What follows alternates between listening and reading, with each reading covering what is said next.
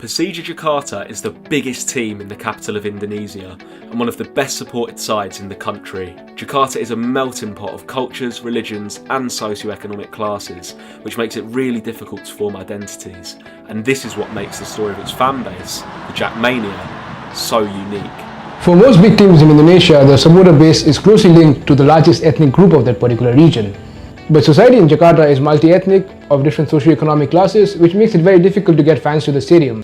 And that is what makes the story of Persija's fans unique, to be able to beat the odds to become one of the best supported teams in Indonesian football. We've got teams here like South Jakarta, and we've got West Jakarta, and we've got East Jakarta, and nobody really cares about it. They may get a few fans when they play in Liga 3, that's about it. Whereas North Jakarta, Persitana, they're a team with a bit of history behind them, they've got an identity behind them, but they struggle big time because apathy from the local government. But it was the governor of Jakarta who had come to Persija's rescue in 1997. Towards the end of the dictatorship regime of Suharto, the governor of Jakarta, Sutiyoso, needed the support of the masses to stay in power in the democratic era. Persija was struggling and they desperately needed the funds. And in the 3 seasons leading up to the takeover, they had been almost relegated. And when Bang Yos took over, his motive was to use football as a tool to gain the popularity of the masses. But not only did he inject the funds, but it's also rumored that the then most popular team in Jakarta, which was Pelita Jaya, was driven out of the city to cut off competition for Persija. He also changed the colours of Persija. He changed it from red and white to orange, apparently because he was a big supporter of the Dutch national team. And not only did he want Persija to play like the Dutch national team, he also wanted them to look like them. With government backing and no competing clubs of its stature in the city, Persija had to establish a fan base. An uphill task of unifying scattered identities of different socio-economic classes under one roof. Jackmania itu didirikan tanggal 19 Desember 1997 oleh 40 orang. 40 orang itu sampai saat ini kita sebutnya GM atau pendiri Jackmania. Yang saya tahu Jackmania itu didirikan memang sebagai Persija Fans Club karena dulu Persija sangat tidak ada penontonnya, sangat tidak ada pendukungnya. Jadi ada 40 orang yang berbicara dengan manajemen yang akhirnya mereka sepakat untuk mendirikan Jackmania. Lalu kenapa namanya di Jackmania? Jacknya itu dari Jakarta pasti. Nama-namanya itu lagi tren di Jakarta. Saya nonton di GBK pada saat itu di Jackmania hanya sedikit, hanya satu sektor. Bahkan itu di sektor lain di GBK itu kebanyakan other supporter gitu, from other clubs. Jackmania walaupun sedikit tapi atraktif, kreatif, suaranya lantang, bernyanyi gitu dan mendukung Persija dengan sepenuh hati. Sulit sekali orang untuk datang ke stadion saat itu di tahun-tahun 98, 99, 97 itu 97, 98, 99 untuk mendukung Persija karena seperti kita ketahui sendiri bahwa Jakarta itu adalah multi etnis di mana orang mungkin masih banyak yang suka klub sepak bola berdasarkan ke daerahannya masing-masing. Most of the upper middle class people in Jakarta are not originally from Jakarta. They came from other cities like Surabaya, maybe from Palembang or from other islands in Jakarta. So their mindset is being set to see football as a working class sport, not as a sport that has prospect in the future. To be honest, di Jackmania mungkin saat ini masih banyak orang yang berada di kelas bawah dibandingin kelas yang atas. Common t-shirt you see people wear like Gue like Jakarta, I'm a son of Jakarta, I'm a child of Jakarta. You know, you're not tied down to any kind of ethnic group. Indonesia's logo is unity and diversity. And as I said, that's what we are in Persija. We are that, unity and diversity. You know, we don't care where you come from. Before the Jackmania, the working class in Jakarta did not have any sense of belonging. One, because they were from different parts of Indonesia coming together to work in Jakarta. And two, because there were not enough affordable options for entertainment for the working class to enjoy in the city. After the birth of Jackmania, these unfortunates of Jakarta, who did not have much money or did not have any sense of belonging, suddenly found the sense of pride, which could only be found through football.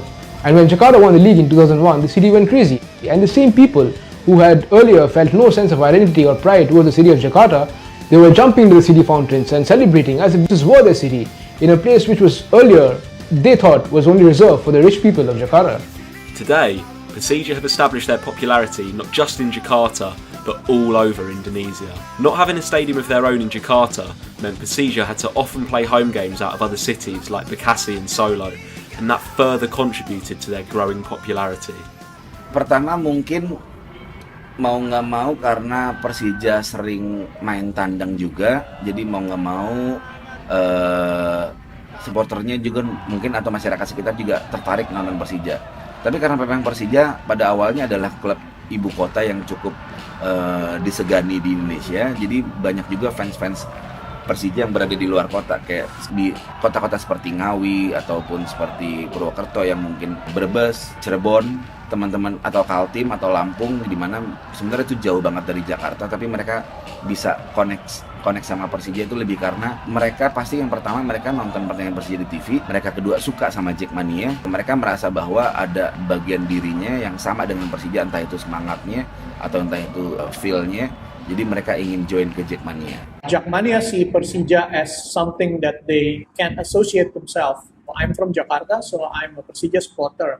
That's why I'm a Jackmania. Jackmania itu mungkin bisa dibilang memang kelompok yang sangat fanatik terhadap Persija, bukan hanya menjadi supporter tapi memang menjadi bagian atau roh dari Persija Jakarta itu sendiri. Back in 2017, Persija had to host Persib in Manahan Solo. You know, in Manahan Solo, the east stand is not sheltered by roof, only the west stand. Most of the Persija Jackmania supporters are in the east stand. 10 minutes before the match, it was raining so hard. It's really, really hard. It's windy and raining, but Jackmania, the supporters, they stayed on the stand, keep singing without any concern of the rain. They didn't care about their health. They didn't care about the stuff they bring, their cell phones, their wallet being wet by the rain. They kept singing and supporting the team. Jackmania today is the largest and most efficiently run fan group in Indonesia, if not in Asia. Posisi Jackmania dengan Persija itu adalah rekan, mitra atau partner, dan Jackmania itu selalu punya bargaining position yang kuat dimanapun, baik itu di federasi, baik itu di klub, baik itu di pihak kepolisian, dan itu yang menjadikan kita kuat bahwa kita solid, maka orang akan melihat kita itu dengan baik. The Jackmania is extremely professional. Not only do they have a solid hierarchy, which reaches right down to the grassroots, but also have well-defined divisions for ticketing, merchandising, match day, legal, research and development, and social media. Within the Jackmania, there are many small communities which are free to follow whichever subculture they want to. For example, there are communities which follow the ultra subculture. There's communities which follow the casual subculture or the hooligan subculture. There are communities which follow the Baras Bravas. But at the end of the day, all of these fans, they identify as the Jackmania. And this sort of unity is hard to find in other clubs in Indonesian football, where there are multiple organizations which work towards supporting one club. Jadi semua mau nggak mau kalian inginnya menunjukkan dengan culture apapun, mereka pasti mau nggak mau akan terikat dengan Jackmania. Karena satu, Jackmania kita itu sebelum culture ini tumbuh di Jakarta era sekarang belakangan ini, Jackmania itu sudah lebih kuat dan sudah lebih solid.